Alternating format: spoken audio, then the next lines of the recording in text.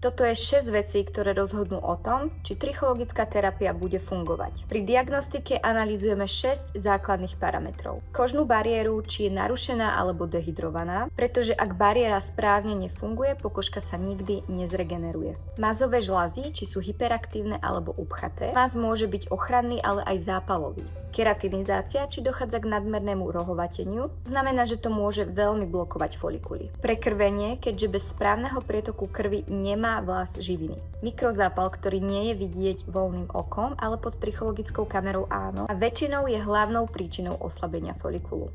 Stav folikulov, miniaturizácia alebo spomalená fáza rastu, to následne rozhoduje o type terapie. Až keď máme tieto dáta, vyberáme kombináciu aktívnych látok, nie skôr. Preto väčšinou nedokážeme pomôcť online. Komplexná diagnostika je totiž najpresnejší nástroj na predikciu efektivity terapie. Bez nej sa totiž pracuje iba naslepo.